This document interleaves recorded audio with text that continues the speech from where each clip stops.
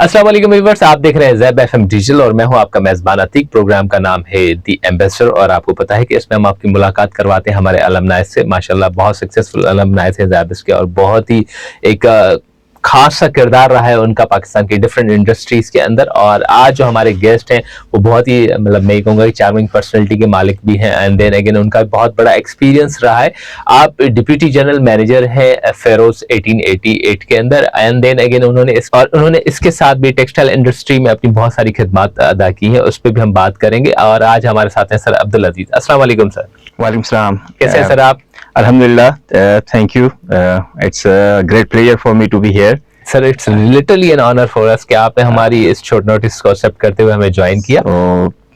Sir बहुत सी चीजें life में होती हैं ऑब्वियसली। अब देखा गया है कि पाकिस्तान की जो सक्सेस है या पाकिस्तान की जो हम कहते हैं ग्रोथ है या जीडीपी है उसमें टेक्सटाइल का एक बहुत बड़ा किरदार रहा है एंड देन अगेन उस सारे मामलात को कहीं ना कहीं आप जैसे ही कुछ दोस्त होते हैं या लोग होते हैं जो उसको अपनी काबिलियत की बेसिस पे और इम्प्रोवाइजेशन की तरफ लेके जाते हैं। एक टाइम आया जिसमें कोरोना था और कोरोना के अंदर टेक्सटाइल को देखा गया कि पाकिस्तान के टेक्सटाइल ने कहीं ना कहीं हम ये कहते हैं कि डाउन भी आया और कहीं हम देखते हैं तो बहुत अच्छा जंप भी किया उन्होंने। ऐसा ही है। और बहुत सी चीजें ऐसी हैं हमारी हिस्ट्री के अंदर, जैसे हम देखते हैं कि हमारे सर्जिकल इंस्ट्रूमेंट हो गया, लेदर का काम हो गया, टेक्सटाइल हो गया and then again different commodities के हिसाब से हम देखते हैं तो पाकिस्तान का बहुत अच्छा ग्रोथ रेट रहा है। इन सब चीजों पे बात करेंगे मगर इनिशियली मैं ये जानना चाहूंगा कि आपकी इनिशियली एजुकेशन कहाँ से थी, किस स्कूल से पढ़े और बचपन में किस तरह के स्टूडेंट रहे हैं आप? बेसिकली उमरकोट डिस्ट्रिक्ट से मेरा ताल्लुक है और मेरी जो स्कूलिंग हुई है बेसिक जो प्राइमरी से लेकर मैट्रिकुलेशन देन इंटरमीडिएट वो उमरकोट में ही हुई है।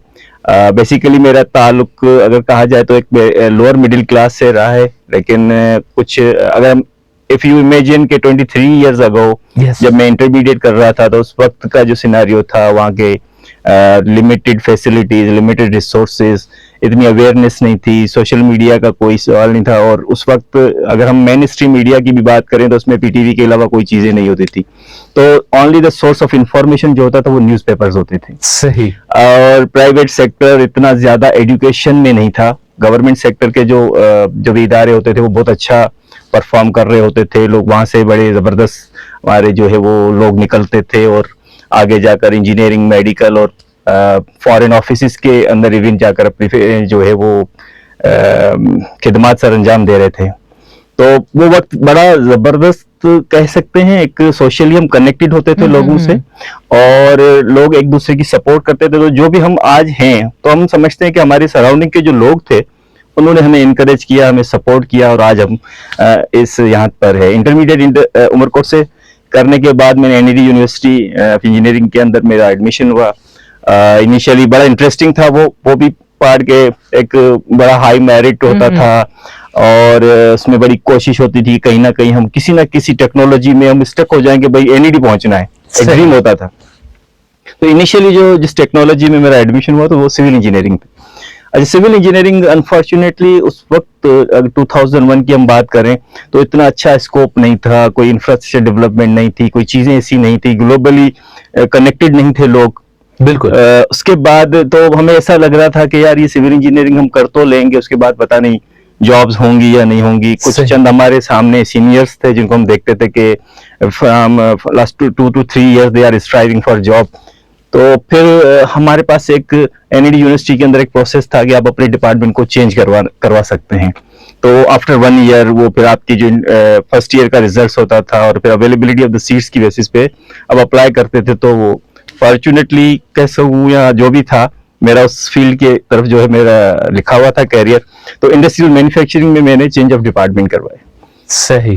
तो उसके बाद एक मैन्युफैक्चरिंग और इंडस्ट्रियल की तरफ मेरा वो एक न्यू टेक्नोलॉजी थी, एनईडी यूनिवर्सिटी के अंदर भी फ्लरिश हो रही थी, नया एक ट्रेंड डेवलप होना था मार्केट में। एक एग्जांपल्स नहीं थी कि हम कह सकें कि ये मैकेनिकल इंजीनियर्स हैं या इलेक्ट्रिकल इंजीनियर्स हैं या सिविल इंजीनियर्स हैं, लेकिन ये न्यू टेक्नोलॉजी थी। सही। अच्छा सर, एक चीज मैंने देखी है कि माशाल्लाह आप तो बेसिकली ताल्लुक ही यूके से रखते हैं। जी जी। लोगों के लिए उमरकोट कुछ भी, हम तो यही कहते हैं यूके। जिन लोगों ने विजिट किया उमरकोट, मिठी या इस तरफ में जो भी मतलब हमारे बहुत ही हिस्टोरिकल प्लेसेस है तो उनको पता है कि माशाल्लाह वो मादनियात से भी भरपूर है और टैलेंट से भी भरपूर है। ऐसा ही है। और मेरा मानना ये भी है कि जहाँ रिसोर्सेज की अबंडेंस होती है वहां से ही क्रिएटिविटी और बहुत ही एंथुजियास्ट लोग आते हैं।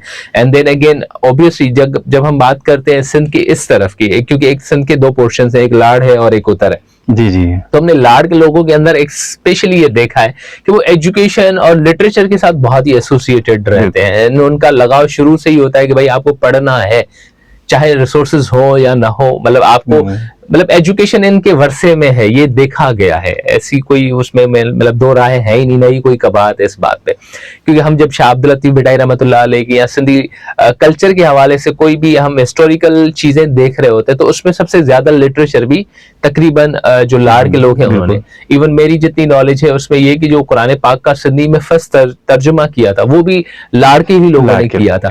एनीवेज बहुत सी चीजें हैं जो बहुत ही इंटरेस्टिंग होंगी। मैं ये जानना चाहूंगा यूनिवर्सिटी लाइफ से पहले कॉलेज में क्या क्या आपकी मसरूफियात रही, एंड देन इन कॉलेज का लाइफ जो होती है स्पेशली जहां पर जिस तरह हम बात भी कर रहे हैं कि उमरकोट जहां पर रिसोर्सेज भी बहुत कम थी, तो वहां पर ऑब्वियसली हम देखते हैं थोड़ा एडवेंचरियस होता है क्योंकि आपके घर जो होते हैं वो तकरीबन 2-2, 3-3 इवन 5-5 किलोमीटर की डिस्टेंस पे होते हैं। सुबह अर्ली मॉर्निंग वहां जाना, फिर वहां पे दोस्तों के साथ जो एक लाइफ होती है, एक बहुत ही इंटरेस्टिंग सी लाइफ होती है। एक तो आप पढ़ते हैं, देन अगेन कुछ टाइम आपको होता है कि आप वहां पर जो है ना बैठ के खेलें करें, ये सारी चीजें होती हैं दोस्तों के साथ सारा कुछ। तो ये आप थोड़ा हमें बताएं कि वहां पर आपकी कॉलेज लाइफ कैसी रही उमर को? जी बिल्कुल अतीक, आपने बिल्कुल सही एक मुझे आप उस बिल्कुल मैं कहूँगी उस एरा के अंदर लेकर गए वापस, कि मैं रिकॉल करूं मेरी वो मेमोरीज जो मेरी इंटरमीडिएट के दौरान थी और किस तरह की लाइफ थी। वही डिस्टेंसेस होते थे, घर बड़े बड़े घर होते थे, कुशादा घर, उसके अंदर घर के सहन में भी आप क्रिकेट खेल सकते हैं और सारी जो एक्टिविटीज हैं आप गेम कर सकते हैं। अच्छा, फिर इसमें एक सबसे इंटरेस्टिंग चीज जो थी ना कि अगर एक 4 दोस्तों के साथ आप सुबह शाम खेलते हो, अगर उसमें से कोई एक मिस है ना तो फिर वो कोरम पूरा नहीं होता था। कि वो 3 लोग अपने आप को समझते थे कोई जिस्म का एक हिस्सा जो है ना वो अवेलेबल नहीं है। तो वो एक सिनेरियो था कि हम सोशली कनेक्टेड इस तरह थे कि साथ आ रहे हैं, साथ जा रहे हैं। कॉलेज के अंदर जो गवर्नमेंट कॉलेजेस का ही ट्रेंड था, प्राइवेट कॉलेजेस नहीं थे उस जमाने में। अब तो खैर माशाल्लाह बहुत सी चीजें हैं, एजुकेशन सेक्टर के अंदर बहुत सी चीजें आ गई हैं। कह सकता हूँ कि वो पॉजिटिव भी है, कहीं ना कहीं हमें अगर सोशली कनेक्टिविटी से दूर रखा है तो कहीं कहीं हमें एडवांटेज भी है कि टेक्नोलॉजी से हमें रोशनास करवाया है बिल्कुल इन तमाम चीजों ने। तो वो वक्त ऐसा था कि देखिए एक स्कैरिसिटी होती है ना किसी भी चीज की, वो आपको इनकरेज करती है, आपके अंदर वो कॉन्फिडेंस लाती है कि यार मुझे कुछ बनना है। जैसे आपने जिक्र किया कि वहां के लोग जो है वो बड़े रिच हैं इन लिटरेचर एंड एजुकेशन। उसकी वजह यह है कि जब मुझे पता है कि यार मैं इस सोसाइटी के अंदर अपना मकाम अगर बना सकता हूँ ना, वो एजुकेशन को अपना हथियार बनाकर बना सकता हूँ। I don't have the resources के मैं लैंडलॉर्ड नहीं हूँ, आई डोंट हैव रिसोर्सेज के आप कहेंगे ये पुछड़ी के इलाके कहलाते हैं, एंड के वहाँ पानी भी नहीं पहुंचता, पहुंचते वो जो है पानी जाया हो जाता है। वहाँ की जमीनें उस तरह आबाद नहीं है जिस तरह आपने जिक्र किया जो नॉर्थ हमारा है सिंध का, उसकी जो जमीनें आबाद होती हैं वो। तो वहां पर ओनली द रिसोर्स था कि यार ये लिटरेचर है, एजुकेशन है, इसको हमें अपना हथियार बनाना है, मुआशरे के अंदर हमें अपना मकाम बनाना है। अपनी जो इस्तेसाली वाली जिंदगी है या कहेंगे जो हम अपना लाइफ स्टाइल अगर चेंज कर सकते हैं तो एजुकेशन के थ्रू कर सकते हैं। सही। तो इस टूल को वहां का बच्चा जो है ना वो वेल अवेयर है और उसको फिर ओनली द वे इज के now you have to get excellence in the education. बिल्कुल, वो excellence in education will give you a good place in the society and then you can make yourself equal to the people who are Indeed. actually playing the role in society. अच्छा, बहुत सी चीजें हम देखते हैं जब हम अपने just like roots की तरफ जा रहे होते हैं। तो अगेन जैसे आपने भी कहा रिकॉल, हमारे यहाँ जैसे अब आपने भी एक चीज कही कि एजुकेशन सिस्टम में डेवलपमेंट तो आई है, कहीं ना कहीं हम सोशली उतने कनेक्टेड नहीं है। ठीक है, ट्रांसफॉर्मेशन आ चुकी है, सब कुछ हो चुका है, मगर हम जब अपने बचपन की या कोई भूली बसरी यादों की तरफ जाते हैं तो एक बड़ा इंटरेस्टिंग सा सीन होता है, हमें हमारे टीचर्स याद रहते हैं। क्योंकि वो जो टीचर्स हैं वो आज हम नहीं, मतलब मैंने ऑनेस्टली स्पीकिंग मैं भी एज अ पेरेंट का किरदार अदा कर रहा हूँ अपनी लाइफ में। मेरे भी बच्चे स्कूल जाते हैं तो मुझे वो वाली टीचर से वाइब्स नहीं आती, क्योंकि हम जब गली से भी जा रहे होते थे ना तो हमें पता लग रहा होता था कि भाई फॉर एग्जाम्पल सर जान मोहम्मद वहां से आ रहे हैं, तो हम अपने हाथ पांव ये वो सारा स्ट्रक्चर सीधा कर रहे होते थे, मतलब कि हम टीचर से कभी आंख मिला के बात नहीं कर पाते थे। सबसे पहले ये चीज होती है अस्सलाम वालेकुम सर, फिर तमीज के साथ गली से गुजर जाना है, और मतलब कोई ऐसी हरकत करनी ही नहीं है जिससे वो। अच्छा, दूसरी चीज, स्कूल में जाते थे फॉर एग्जाम्पल लेट हुए तो डांट टपट ठीक ठाक होती थी। फॉर एग्जाम्पल कोई ऐसा मामला हुआ तो शायद हमें मार भी पड़ जाती थी, और अगर हम घर पे आके दोबारा बता देंगे हमें आज सर ने मारा है, तो सबसे पहली चीज ये आती थी कि बेटा यही तुम लोगों के साथ होना चाहिए, पंक्चुअलिटी कैसे करोगे, काम पूरा कैसे, काम नहीं किया तभी मार खाई है ना। तो आजकल वो स्ट्रक्चर नहीं मिलता और वो टीचर्स नहीं मिलते। तो कुछ हमें आप अपने टीचर्स के हिसाब से बताएं, स्कूल के, कॉलेज के, जो आप रिकॉल कर सकें, जिनका आप समझते हैं कि कलई किरदार रहा है आपकी लाइफ के अंदर। बिल्कुल, मैं एक बड़ी इंटरेस्टिंग यही जो आपने बात की कि वो अगर एक गली से टीचर आ रहा है तो हम गली चेंज कर लेते थे, अगर गिरेबान का बटन इत्तेफाक से खुला रह गया तो बंद कर देते थे, और सारी जो एक तमीज वाले स्टाइल से उनके सामने से गुजरना भी होता था या उनसे मुलाकात करनी होती, तो वो बिल्कुल एक बड़ा एक रिलेशन होता था रिस्पेक्ट का, जो कि आज की सोसाइटी में जो आप भी जिस चीज का जिक्र करें मिसिंग है। आज अगर बच्चा आकर आपको बताता है कि आज मुझे टीचर ने जो है वो फ्राउनिंग फेस से देखा, उसने डांटा मुझे, तो you feel bad and you talk to the teacher, कहते भाई आपने तो मेरे बच्चे को वो सहमा हुआ है, कल से जैसे घर स्कूल से आया तो सहमा हुआ है, ऐसा क्या कर दिया है। अच्छा, उस जमाने में जब अगर हम पेरेंट्स को अगर बताते थे या वो हाथ देखते थे क्यों दर्द कर रहे हैं, बताते तो नहीं थे हम हाथ क्यों दर्द कर रहे हैं या भाई क्या है टांगों में क्यों दर्द है, कि वो मुर्गे बने थे या भगाया था टीचर ने पनिशमेंट के तौर पे। तो जब हम बताते थे कि आज स्कूल में ये हुआ था, तो भाई तुमने क्यों शरारत कर रहे थे, तुम्हें तो सही से करना था, जो भी गलती थी बिल्कुल आपको तो ऐसा नहीं करना चाहिए था। पेरेंट ये हमें कहते थे ना, बजाय इसके कि हमारी सपोर्ट में टीचर को, भाई वो बच्चा तो बेचारा पूरी रात सो नहीं सका है, तुमने जो है वो भगाया है, वो एक चीज थी। एक बड़ा इंटरेस्टिंग मैं आपको इंसिडेंट बताऊं क्या है कि एक मेरे प्राइमरी स्कूल के टीचर, उन्होंने कोई काफी अरसे बाद कॉल की मुझे फोन पे, मोबाइल फोन उस जमाने में नहीं थे, जब मोबाइल फोन का ट्रेंड हुआ तो कॉल की और नंबर मेरे पास सेव नहीं था, तो मुझे कहा कि अस्सलाम वालेकुम, पहचाना? तो मैंने कहा नहीं सर। बोला आप अपने राइट हैंड के गाल पे हाथ रखो। तो मैंने कहा सर गुलशन बात कर रहे हैं। ये एक चीज थी जो कि मैं कह सकता हूँ कि भाई वो चीज से हमें अभी तक याद है कि भाई हमारी तरबियत में या हमें जो चीजें अगर हम कहीं पर ट्रैक से आउट भी हो रहे थे बिल्कुल, तो कौन से ऐसे फैक्टर्स थे जो हमें अलाइन कर रहे थे। उमरकोट में खास तौर पे हमारे जो टीचर्स होते थे उनकी आर्ट जो होती थी ना, अगर वो कॉरिडोर में, स्कूल के कॉरिडोर में घुसते थे तो उनकी आर्ट जो होती थी वो स्कूल के अंदर डिसिप्लिन कायम कर देती। बिल्कुल, उनके ऐसे बड़े बड़े नाम होते थे जो अभी रिटायर भी हो चुके हैं, कुछ जो है वो मुख्तलिफ अभी भी कुछ रोल प्ले कर रहे हैं, कुछ इस दुनिया से रुखसत हो चुके हैं, लेकिन स्टिल उनका जो एहतराम है वो अल्हम्दुलिल्लाह अल्लाह ताला उनको इस दुनिया में अजर दे और आने आखिरत में भी अजर दे। तो ये बड़ा एक जबरदस्त रहा था जो कि आज की सोसाइटी में जिसकी हम बात कर रहे हैं कि सोशली डिस्कनेक्टेड है, टेक्नोलॉजिकली कनेक्टेड है, तो इसमें ये चीजें मिसिंग है। अच्छा, एक और भी चीज है कि जब हम अपने उस वक्त को याद करें तो सबसे बड़ा एक कंपटीशन रहता था यूनिवर्सिटी से। आपने भी कहा कि भाई किसी भी टेक्नोलॉजी के साथ एंगेज होकर बस एनईडी में एडमिशन परस्यू करना है, तो ये कंपटीशन बड़ा इंटरेस्टिंग होता था क्योंकि उस वक्त ऑब्वियसली हर यूनिवर्सिटी के अंदर एप्टीट्यूड टेस्ट होता था, मगर उस टेस्ट की प्रिपरेशन, जैसे आजकल आपके पास टेक्नोलॉजिकली हर चीज ऑनलाइन पड़ी हुई है, देन अगेन आप जाएं इंटरनेट पे, किसी भी यूनिवर्सिटी के अंदर आपको एडमिशन लेनी है, पूरी प्रोसेस के साथ पूरी गाइडलाइंस, एंड देन अगेन जो एप्टीट्यूड टेस्ट के अंदर आना है उसकी प्रिपरेशन का मटेरियल भी मिल जाता है। उन वक्तों में बहुत ही एक बड़ा जदोजहद वाला मामला होता था। उसमें सिर्फ आपके पास एक ही सोर्स होता था, यानी कि एक ही इंस्पिरेशन बचती थी, वो होता था आपका टीचर जो आपके ऊपर मेहनत करता था, आपको गाइड करता था। देन अगेन आपको अपने पर्सनल लाइफ के, ऑब्वियसली कॉलेज का टाइम तो गुजर गया, उसके बाद भी पर्सनल लाइफ से कुछ टाइम निकाल कर आपको गाइडलाइंस देते थे, बेटा इसको इस तरह पढ़ना है, इस तरह इसको सॉल्व करना है।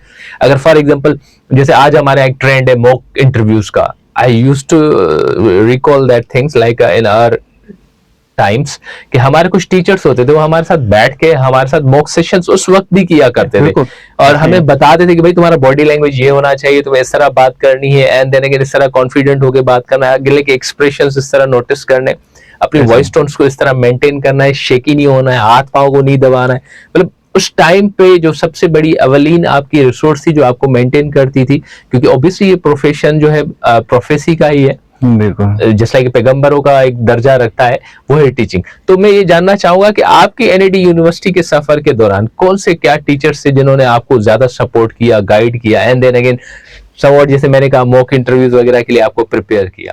बिल्कुल, जब मैं इंटरमीडिएट कर रहा था उस दौरान सारी चीजें थी कि मेंटोरशिप चाहिए होती है। जब Yes. फर्स्ट ईयर इंटर के का जो बच्चा होता है उसको उस वक्त भी जरूरत थी, आज उससे ज्यादा जरूरत है कि उसको मल्टीपल चीजें हैं उसको कैसे अलाइन करना। तो एक मेरे बहुत ही मोहतरम उस्ताद हैं, उनसे यहाँ आने से पहले मैं अपने दोस्त से भी जिक्र कर रहा था कि जब अभी भी उनसे बात होती है तो 2-2 घंटे तक हमारी डिस्कशन होती है मुख्तलिफ टॉपिक्स पे। माशाल्लाह उनका जो स्टडी या रीडिंग जो है बुक रीडिंग है वो बहुत ज्यादा वसी है। उस वक्त भी हमें इसी तरह बिल्कुल मॉक करके हमें ब्रीफ करते थे, हमारे प्रोनाउंसिएशंस पे जो है वो मेहनत करते थे कि यार अच्छा वो बड़ा उनका ऐसा हम्बल स्टाइल रहा है, अभी भी है। तो वो हमें महसूस नहीं होने देते कि ही इज डिक्टेटिंग अस या हमें क्रिटिसाइज करके समझा रहे हैं। तो सुमरो खान रोही साहब, he is the retired teacher from government high school, और मैट्रिक में वो मेरे मोहतरम उस्ताद रहे। उसके बाद फर्स्ट इंटर में मेरे मेंटोर रहे। अभी तक भी मैं एडवाइस अपने बच्चों के हवाले से भी चीजें उनसे मैं डिस्कस करता रहता हूँ चीजें। तो he is the only person के जिसने मुझे इंटरमीडिएट लेवल पे अगर मैं कोट करूँ तो उन्होंने मुझे इन चीजों के अंदर। एक और सर हैं मेरे अल्लाह बचाओ कुंबर साहब, उन्होंने मुझे बड़ा 7-8 क्लास के अंदर जो है मुझे बहुत सी ऐसी चीजें थी, पर्टिकुलरली जो चीजें रिक्वायरमेंट होती है। इंग्लिश आपकी अच्छी है तो आप हर सब्जेक्ट को इजीली अंडरस्टैंड कर सकते हैं। तो उन्होंने बड़ी मेहनत की हमारे ऊपर, उनका बड़ा रोल रहा है हमारी इस तमाम चीजों के अंदर। अच्छा, अगेन जब आप कराची में एनईडी यूनिवर्सिटी आए, आपने जैसे बताया कि सिविल से आप स्विच किया आपने इंडस्ट्रियल मैन्युफैक्चरिंग के अंदर, तो ये 1 साल तो आपने उधर गुजार लिया। अब मजे की बात है, हम कहीं फॉर एग्जांपल एक से दूसरे डिपार्टमेंट में भी जाते हैं तो बहुत सारी चीजों को फेस करना पड़ता है, क्योंकि वहां पर फैकल्टी भी चेंज हो जाती है, एंड देन अगेन वहां पर स्टूडेंट्स का भी थोड़ा बहुत रुझान डिफरेंट होता है।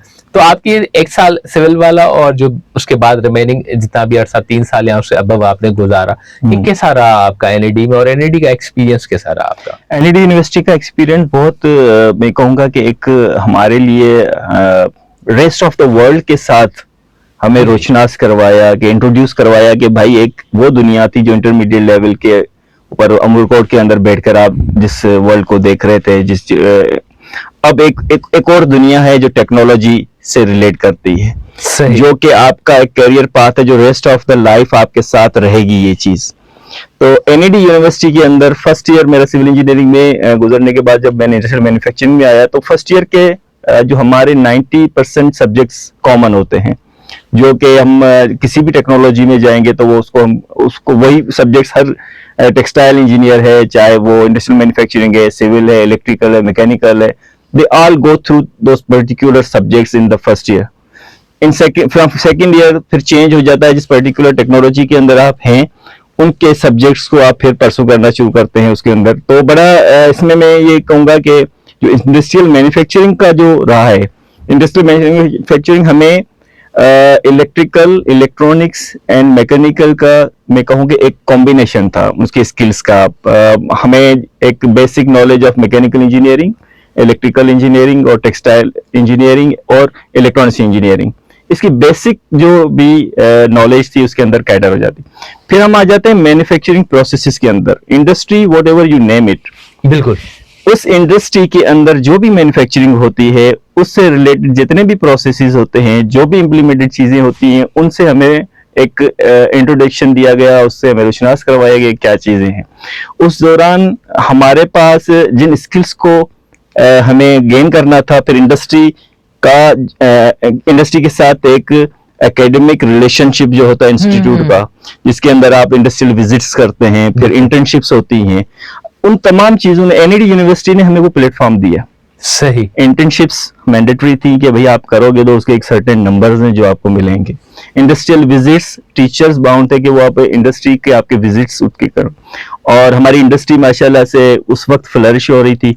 2001 इन ऑनवर्ड्स हम देखें तो बहुत से सेटअप्स आ रहे थे, बहुत सी इन्वेस्टमेंट्स आ रही थी, वो एक अच्छा टेन्योर था उसके अंदर। फिर इंडस्ट्रीज वेलकम कर रही थी एकेडमिया को कि आप आकर हमारी चीजों को विजिट करें और वो करें।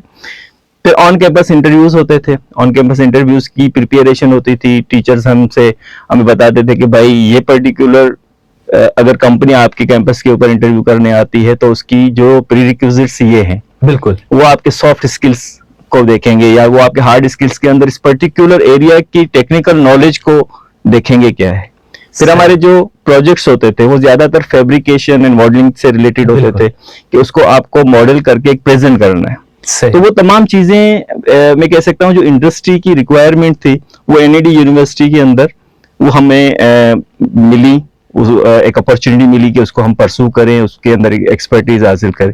जैसे ही हम पास आउट होकर निकले तो इंडस्ट्री में हमारे पास बीइंग एन इंडस्ट्रियल इंजीनियर हमारे लिए एक स्पेसिफिक इंडस्ट्री नहीं थी, हमारे लिए मल्टीपल इंडस्ट्रीज थी, pharmaceutical, automotive, textile, processing, you can say petrochemicals, her industry के अंदर फिर हमारे इंडस्ट्रियल मैन्युफैक्चरिंग इंजीनियर्स में अपना रोल प्ले कर रहे थे। और मेरा जो करियर का आगाज हुआ वो ऑटोमोटिव से मैंने किया था। 2005 के अंदर जो सुजुकी मोटर कंपनी के अंदर मेरी पहली जॉब हुई थी, वहां पर मैं 5 साल रहा। वहां पर भी वो जो मैंने चीजें टेक्निकल नॉलेज हमने वहां से गेन की थी उसकी इम्प्लीमेंटेशन, फिर हमारे seniors they were very humble, NED के थे, मेरान यूनिवर्सिटी के थे, तमाम जो है वो मैं कह सकता हूँ तमाम टेक्निकल यूनिवर्सिटीज से पास आउट जो लोग थे उन्होंने हमें सपोर्ट किया। फिर जापानीज का बड़ा रोल रहा है। जापानीज के साथ विद इन 1 ईयर मेरा इंटरेक्शन एक बड़ा जबरदस्त रहा कि उनसे बड़ा सीखने का मिला। सबसे बड़ी चीज जो मैंने जापानीज से सीखी वो थी कि वो दे आर फोकस्ड।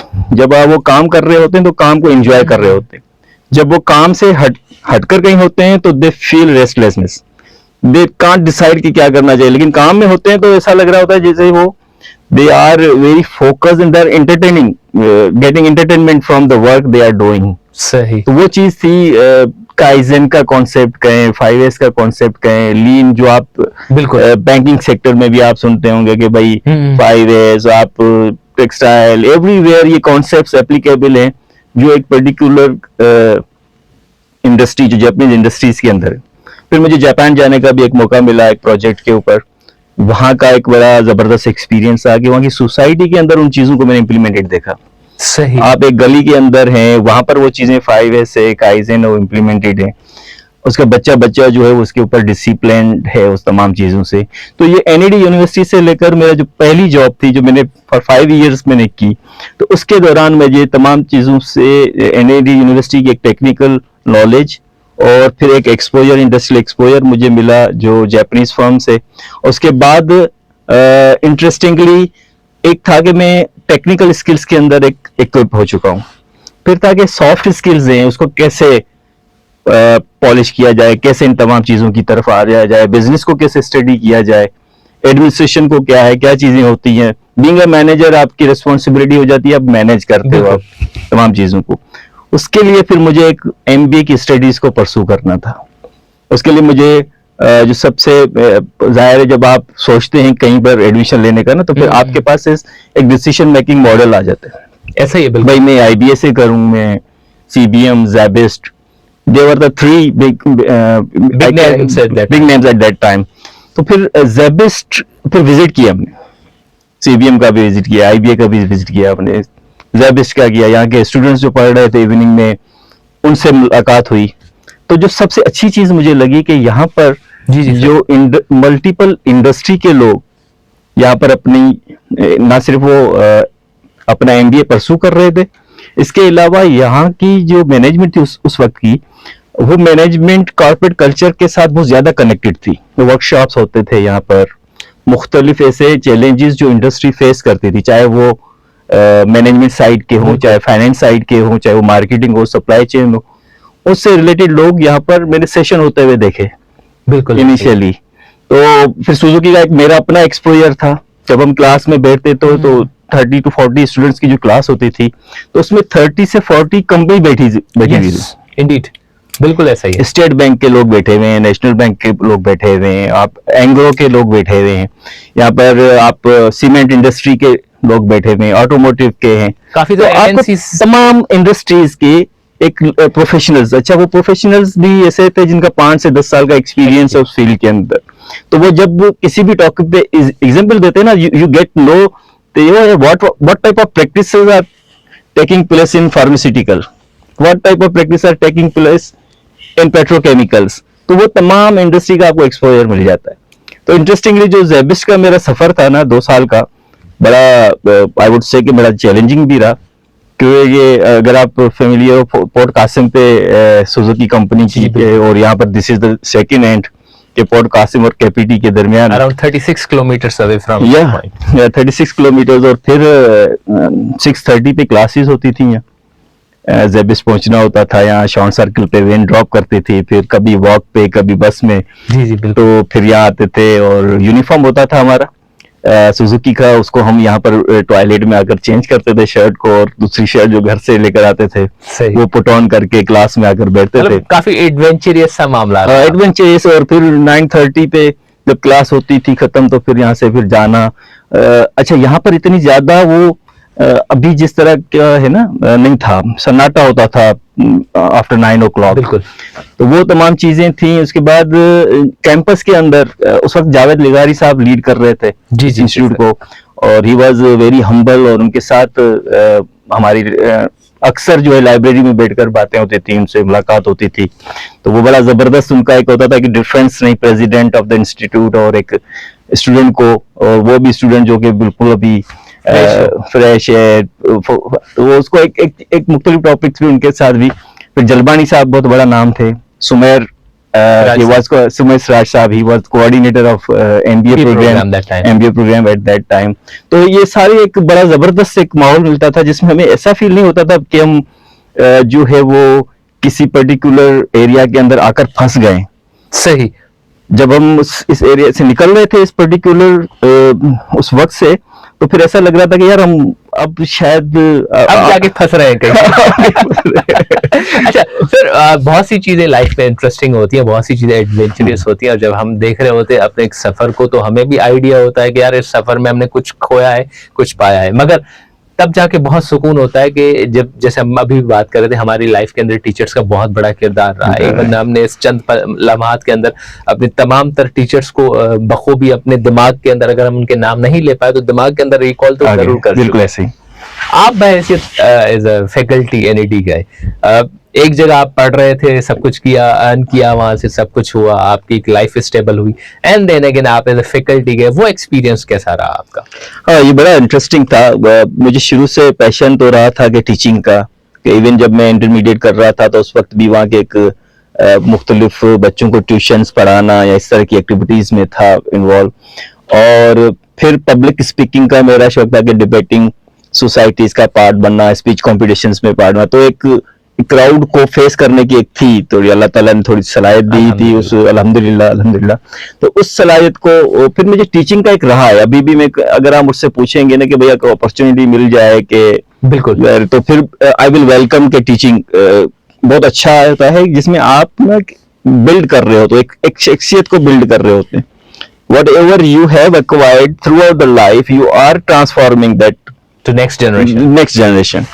तो मुझे डॉक्टर तुफैल साहब हैं, NED के प्रो वाइस चांसलर हैं, उन्होंने मुझसे एक रिसोर्स मांगा कि यार हम एक थरपारकर में NED का कैंपस कायम कर रहे हैं, तो वहां पर हमें बिजनेस कम्युनिकेशन का कोई रिसोर्स चाहिए। बाकी फैकल्टी यहाँ से जाती है जो IT से रिलेटेड है और वो बाकी सब्जेक्ट्स पढ़ाने के लिए, लेकिन बिजनेस कम्युनिकेशन का रिसोर्स जो है वो हमें अवेलेबल नहीं है। तो मैंने 2-4 प्रोफाइल्स उनसे शेयर की कि वो हो, तो फिर शायद बात नहीं बन पाई। फिर कहा कि भाई अब तो आपको रिसोर्स देना है नहीं। सही। Then I accepted challenge.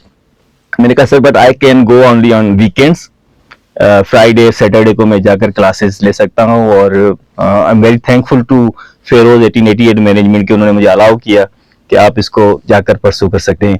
फिर मैं यहाँ पर से अपनी गाड़ी में ट्रैवल करके थरपारकर जाता था NED के कैंपस में, और वहाँ के बच्चे भी बड़े रिलेक्टेंट थे कि वीकेंड पे क्लासेस नहीं लेनी।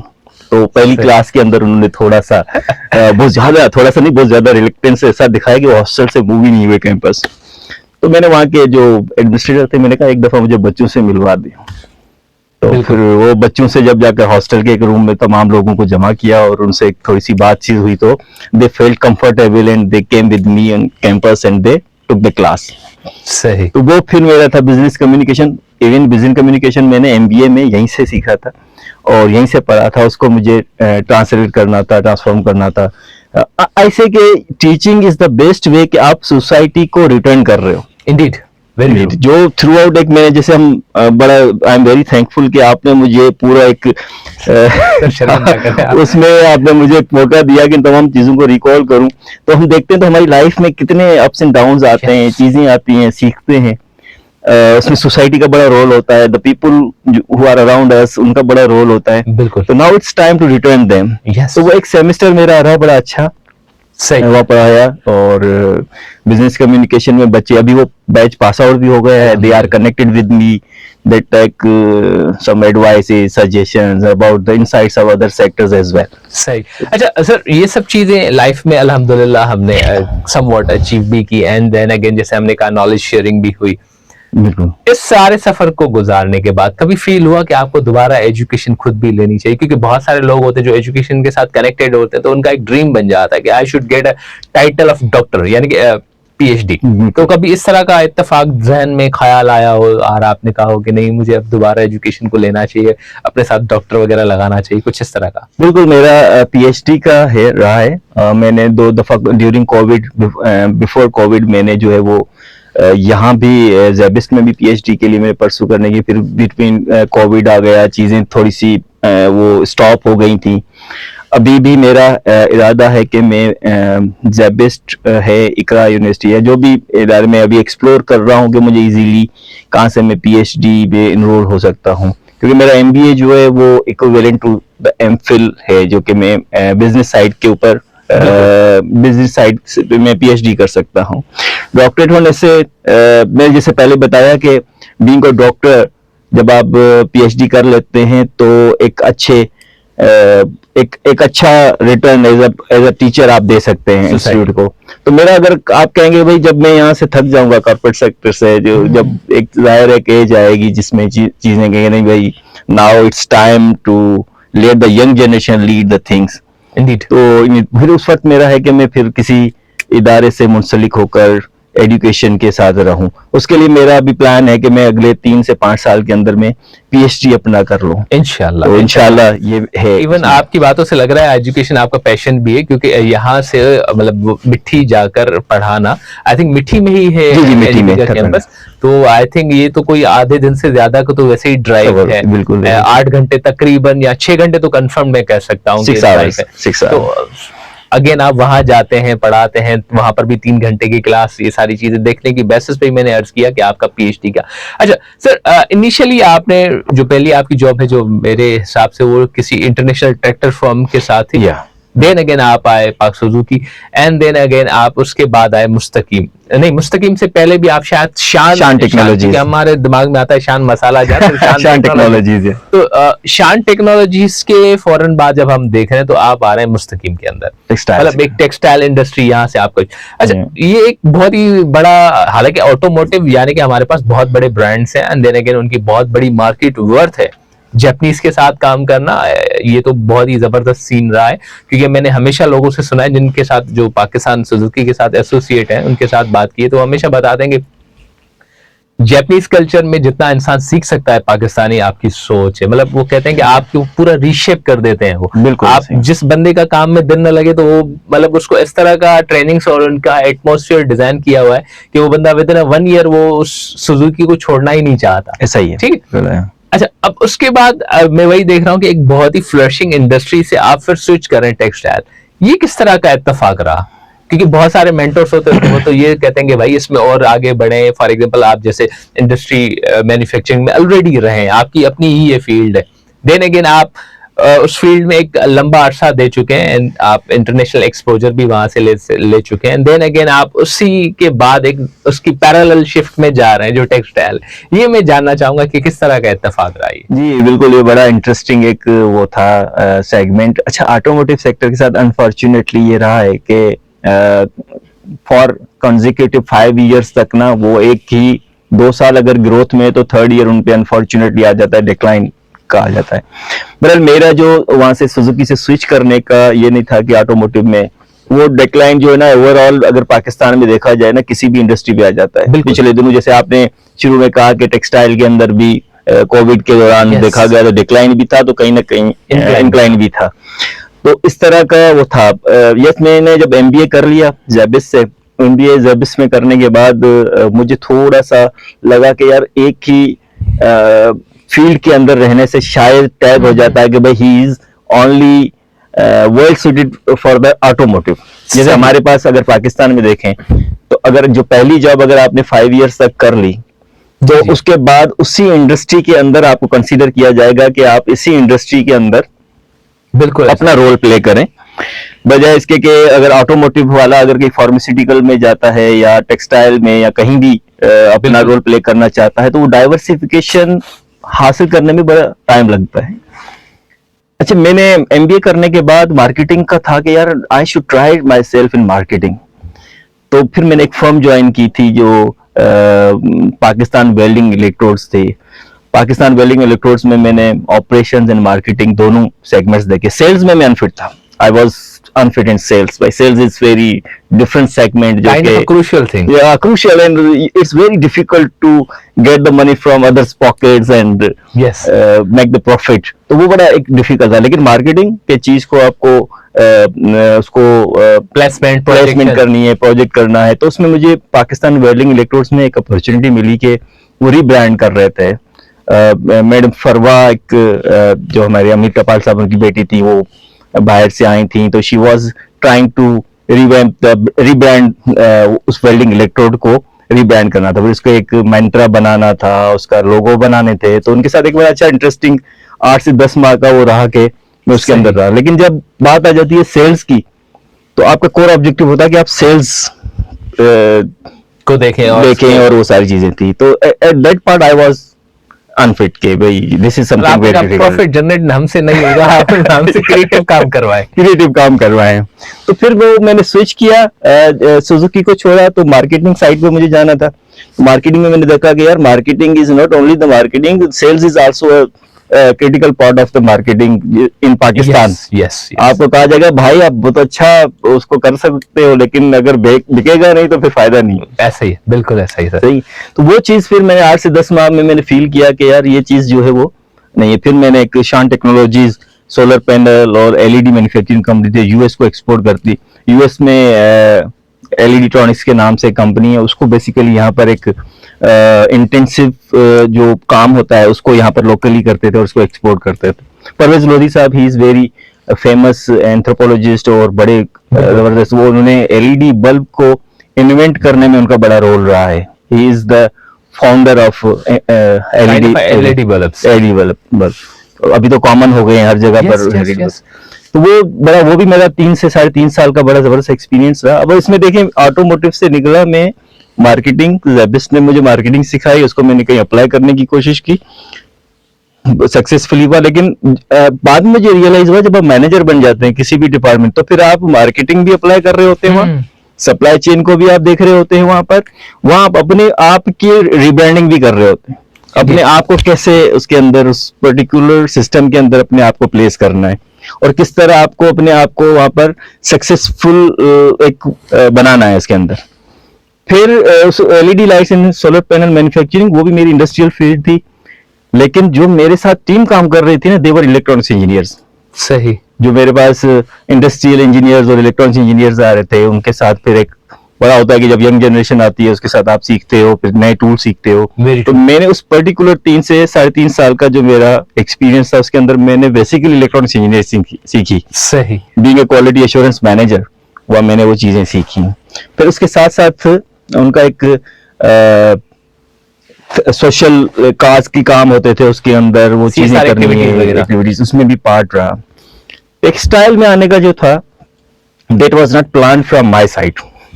मैं कहता हूँ कि भाई टेक्सटाइल में मैं अपनी एक एचआर कंसल्टेंट फर्म से कॉल आती है मुझे कि भाई हमने आपकी प्रोफाइल देखी है और आप माशाल्लाह ज़ेबिस से एमबीए भी हैं और सप्लाई चेन में रिवर्स लॉजिस्टिक्स में आपने प्रोजेक्ट भी किया हुआ है और आपके मल्टीपल जो है वो इंटरनेशनल एक्सपोजर्स भी हैं, तो हमारे टेक्सटाइल के लिए एक ऐसे रिसोर्स की जरूरत है जो कि नॉन टेक्सटाइल से हो, जो कि बड़ी एक टेक्सटाइल सेक्टर के अंदर तो इम्पॉसिबल था कि आपको 7-8 साल का एक्सपीरियंस हो, जो कि ऑटोमोटिव और एलईडीज और सोलर पैनल्स का, और टेक्सटाइल में आप जा सकें, इट वाज इम्पॉसिबल। लेकिन one of the buyer of the Mustakim dyeing and printing, IKEA, उनकी ये थी कि भाई आप टेक्सटाइल के अंदर तो अगर आप इन लोगों पे ही डिपेंड करेंगे जो लोग आपके सिस्टम के अंदर मौजूद हैं, तो शायद आप ग्रोथ ना कर सकें, वो चीजें ना इम्प्रूव कर सकें जो कि हमारी एक्सपेक्टेशंस है, यानी आइकिया की एक्सपेक्टेशंस हैं। तो फिर उन्होंने कहा आप किसी नॉन टेक्सटाइल रिसोर्स को इंडक्ट करें और उससे फिर उसकी एक्सपर्टीज से फायदा उठाएं और चीजों को वो करें। तो मैंने कहा इट साउंड्स गुड कि एक नॉन टेक्सटाइल का अपना जाकर रोल प्ले कर सकता है टेक्सटाइल में। तो फिर उस अपॉर्चुनिटी को मैंने वेलकम किया और फिर मैंने मुस्तकीम डाइंग एंड प्रिंटिंग ज्वाइन किया। वो 4 इयर्स मेरे बड़े सक्सेसफुल रहे, आइकिया के साथ, वॉलमार्ट के साथ, जो बड़े बिग जो रिटेलर्स हैं उनके लोकल ऑफिसेज के साथ, फिर ग्लोबल ऑफिसेज के साथ भी कभी कभार कनेक्टिविटी होती थी। तो उसमें तमाम चीजें जो मैंने सीखी अपनी इंजीनियरिंग के दौरान और बिजनेस स्टडीज के दौरान, उन तमाम चीजों को मुझे वहां पर यूटिलाइज करने का मौका मिला। वो सही। अच्छा सर, उसके बाद हम देखते हैं तो आपने स्विच किया फेरोज 1888 के अंदर, आपने इनिशियली स्टार्ट किया था एज ए मैनेजर, तो फिर उसके बाद भी 2 पोजीशंस थी बीच में और अल्हम्दुलिल्लाह आज आप हैं डिप्टी जनरल मैनेजर। ये सफर कैसा रहा और इत्तेफाक कैसा हुआ फेरोज का? फेरोज में भी ज्वाइन करने का, या मैं आपसे एक मेरी अचीवमेंट कहेंगे, आई एम वेरी ओब्लाइज कि मुझे एक अपॉर्चुनिटी मिली कि वॉलमार्ट पाकिस्तान ने एक फोरम बनाना चाहा कि एक हम राइट फर्स्ट टाइम काउंसिल, जिसको RFT काउंसिल का नाम देते हैं, बिल्कुल राइट फर्स्ट टाइम काउंसिल बनाया जाए, जिसमें इंडस्ट्री के जो एक्सपर्ट्स हैं उसके एक फोरम बनाकर फिर हम एक उस पे तमाम कंपनीज जो हैं, दोस्त companies which are working for Walmart, वो अपनी गुड प्रैक्टिसेस शेयर करें और उनसे हम एक दूसरे से सीखें, नॉलेज शेयरिंग, एक प्लेटफॉर्म क्रिएट करने के लिए।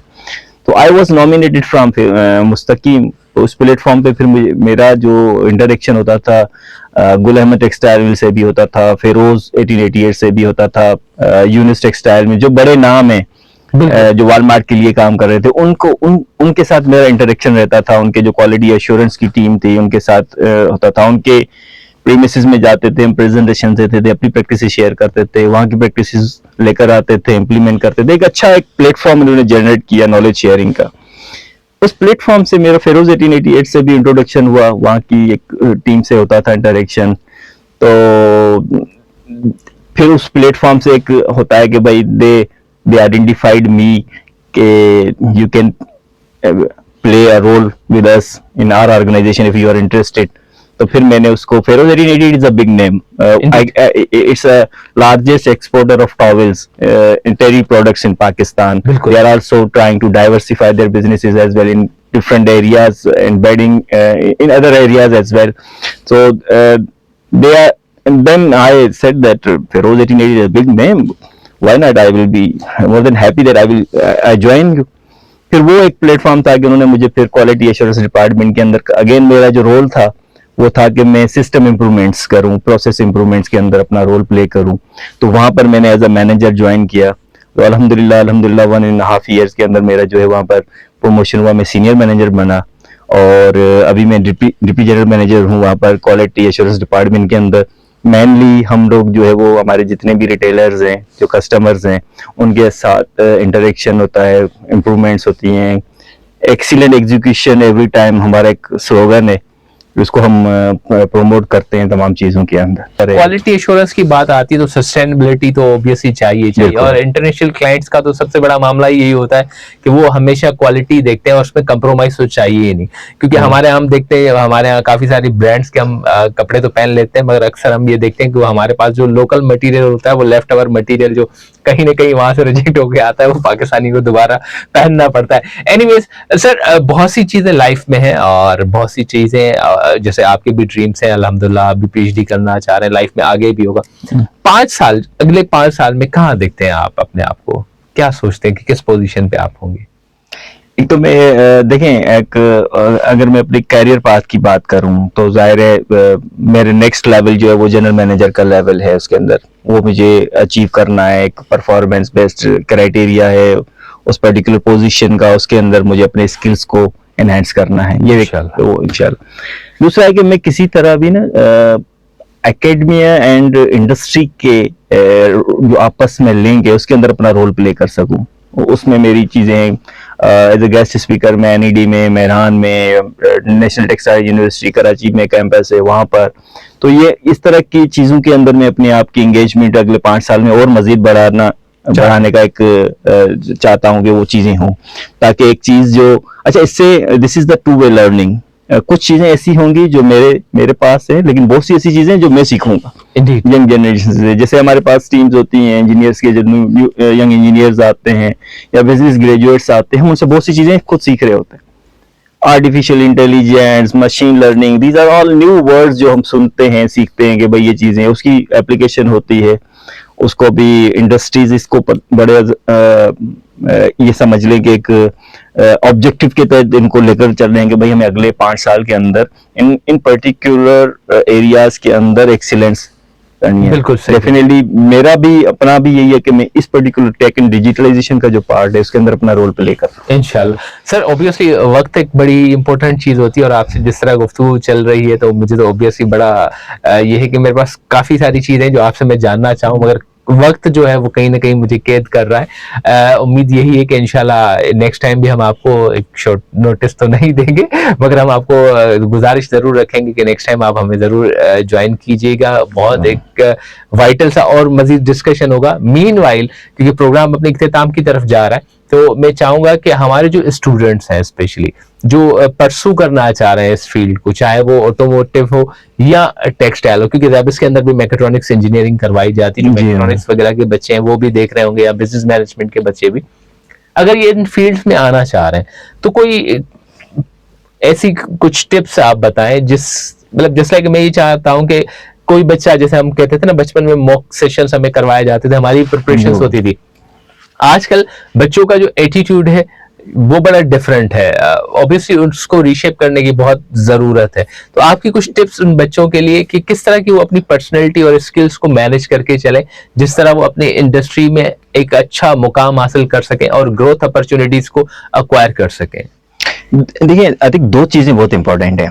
जो मैं बहुत से जो इंटरेक्शन रहता है स्टूडेंट्स से, तो मैं उनको एडवाइस करता हूँ कि सबसे पहले तो आप जो भी असाइनमेंट कर रहे हो वो असाइनमेंट गूगल बैक ना हो। अभी तो अब वो तो आ गया, ओपन एआई का आ गया है कि चैट जीपीटी वगैरह या बार्ड, आप इंडस्ट्री से कनेक्ट रहें।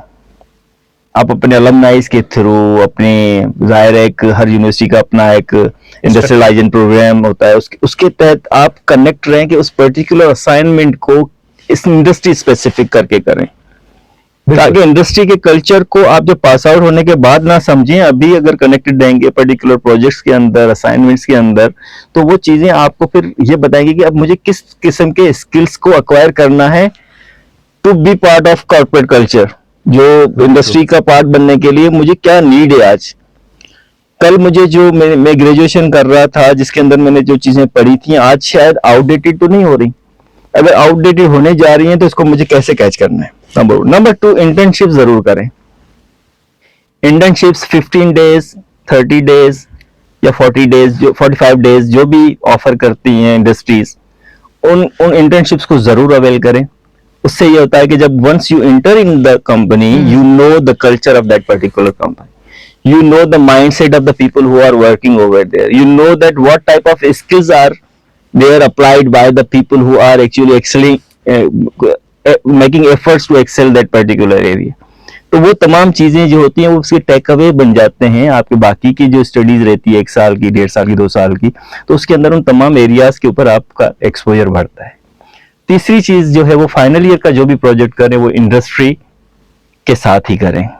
हमारे बाज़ औकात होता है कि हम फिजिबिलिटी बनाएंगे, हमने गूगल से चीजें ले ली, कहीं से रिसर्च पेपर से चीजें ले ली, उसको थोड़ा सा फाइन ट्यून करके हमने अपने प्रोजेक्ट को सबमिट कर दिया for the sake of the numbers, सही है, सही, लेकिन वो मेरे लिए कितना बेनिफिशियल रहेगा जब मैं इंडस्ट्री में जाऊंगा, उसके लिए जरूरी है कि आप रियल लाइफ जो एग्जांपल्स हैं उसको कोट करें, उनके साथ मिलें, उनके साथ इंटरेक्शन करें, उनसे इंसाइट्स लें, उनके चैलेंजेस को अंडरस्टैंड करके उसको आप एड्रेस करें अपनी स्टडीज के अंदर। सही। तो दीज आर 3 थिंग्स जो बहुत इंपॉर्टेंट है। अभी जो स्टूडेंट्स या ज़ेबिस्ट में पढ़ रहे हो या किसी भी इदारे में पढ़ रहे हो या जो परसू करना चाहते हैं ज़ेबिस्ट में आना चाहते हैं पढ़ना चाहते हैं, तो उनको जरूरी है कि इन तीन चीजों के माइंडसेट के साथ अपनी स्टडीज को कंटिन्यू। सही sir, obviously with the passage of time चीजें तो बहुत सारी होती हैं लाइफ में जो आती भी हैं जाती भी हैं। अगेन एक बहुत ही इंपॉर्टेंट चीज ये कि आपने एज अ स्टूडेंट लाइफ भी गुजारी है अपनी, एंड देन अगेन आप स्टूडेंट बनने की ख्वाहिश भी रख रहे हैं और कहीं ना कहीं आप टीचर भी रहे, तो कहीं ना कहीं इन दोनों मामलात में देखें तो पेरेंटल रोल बड़ा काम करता है। या आपसे मैं ये जस्ट लाइक एक गाइडलाइंस लेना चाहूंगा कि पेरेंट्स का इसमें किस तरह का किरदार होना चाहिए, क्योंकि स्टूडेंट जब पढ़ रहे होते हैं तो मोस्ट ऑफ द टाइम्स हम जो है ना पेरेंट्स की भी ये थोड़ी होती है कि भाई इस फील्ड में चले जाओ उस फील्ड में चले जाओ, बच्चे का इंटरेस्ट उस तरफ होता नहीं है। जैसे हम ये कहें कि हमारे आपके ही लाड़ की तरफ अगर हम जाएं तो बच्चे वहां पर क्रिएटिव एस्थेटिक के बहुत ज्यादा होते हैं, क्योंकि उनको कल्चरली डिफरेंट कलर्स और डिफरेंट चीजों के ऊपर जो उनका एस्थेटिक होता है बिल्कुल डिफरेंट होता है। फिर उस बच्चों को उस इंक्लाइनेशन से हटा के दूसरी चीजों पर भी डाला जाता है। अगेन फाइनेंशियली बहुत सारी चीजें मसले मसाइल तो लाइफ में हर किसी के साथ रहते हैं, मगर जब स्टूडेंट अपनी ग्रोथ की तरफ जा रहे होते तो मुझे ये नजर आता है यहाँ तो पेरेंट्स बहुत सख्ती करते हैं, यहाँ तो बहुत ही लीनेंसी दे देते हैं, भाई छोड़ दिया उनको हाल पे, जो करना है करने, या तो फिर बहुत ही स्ट्रिक्ट हो जाते हैं जिसकी वजह से बच्चा किसी भी एक खास चीज को भी उस तरह नहीं कर पाता। तो यहाँ पर एक बहुत बड़ा जो किरदार नजर आता है वो पेरेंट्स का है।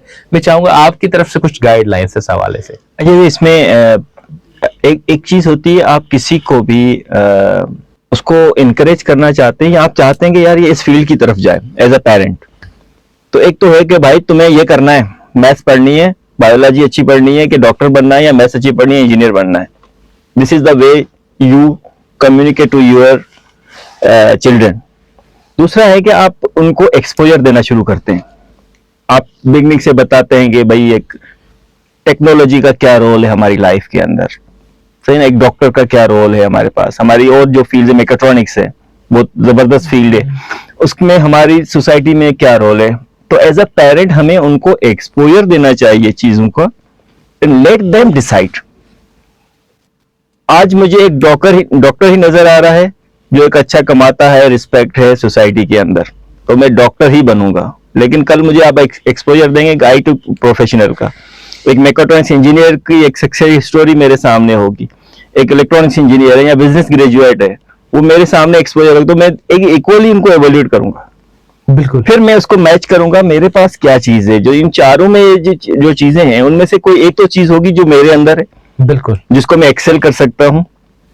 वेरी तो एज अ पेरेंट मुझे उसको ये एक्सपोजर देना है कि देखें भाई सोसाइटी के अंदर ये चीजें हैं। और आज का पेरेंट डिफरेंट है 20 इयर्स पहले के पेरेंट्स से।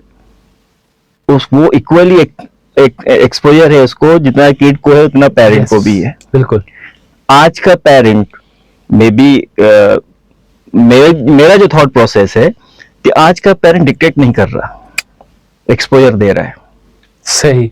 और अगर कहीं ऐसा है, मिसिंग है ये फैक्टर, तो मेरी पेरेंट्स से ये गुजारिश होगी कि वो एक्सपोजर दें अपने बच्चों को, and let them decide where they want to land.